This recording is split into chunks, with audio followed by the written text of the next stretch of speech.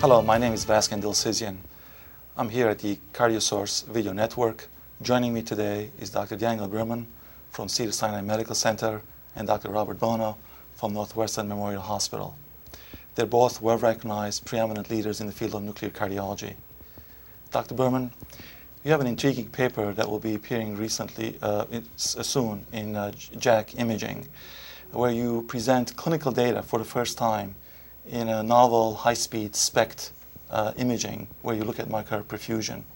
Could you tell us something about the camera? How does it differ from the conventional camera, and also some of your results? Thank you, Vaskin.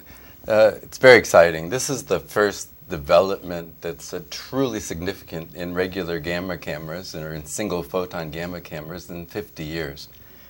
The design of this camera has solid-state detectors in an array that lies behind tungsten collimators set up very differently from the standard camera.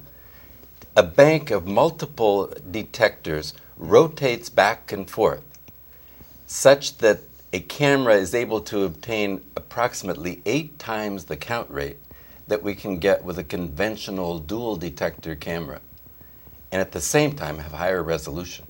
That's great. Dr. Bono, as you know, this is an exciting times of all kinds of advances in technology, including hybrid SPECT CT, PET CT. Could you tell us where you would place this advancement in SPECT technology, given the changes that are occurring with other technologies? Well, it is an exciting time, and we have lots of opportunities to investigate new imaging modalities. Dr. Berman's group has, for years, given us new forward-thinking ways of imaging more efficiently, new imaging protocols, the way of doing tracers, dual isotope. It really has changed the way we practice nuclear cardiology, and this could be another one of those advances that we get from Dan's group. But it's new. It may improve throughput because we can image our patients faster. So a large laboratory like Dan's might be a place where this would work well. It may not work as well in a less busy laboratory, although you could reduce expense with higher throughput. The equipment itself might be more expensive. We don't know. We'll have to see how that shakes out. Many cardiologists are pretty set doing SPECT, and now they're also grappling with these other things, SPECT, CT, PET CT.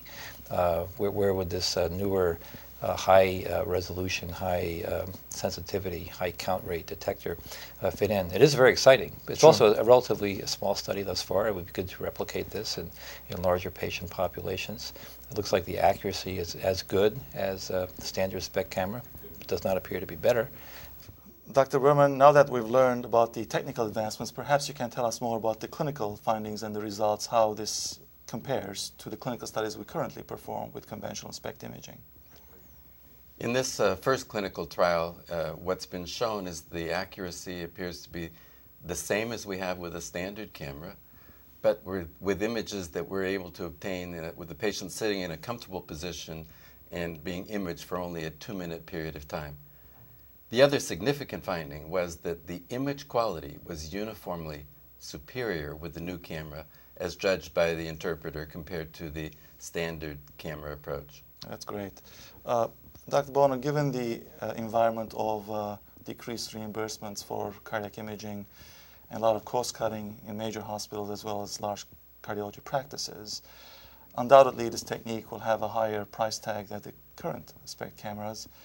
How do you foresee in the future with this technology and other technologies kind of being introduced to the market where it will have certainly an advantage of detecting disease or improving prognosis, but yet the reimbursement isn't there?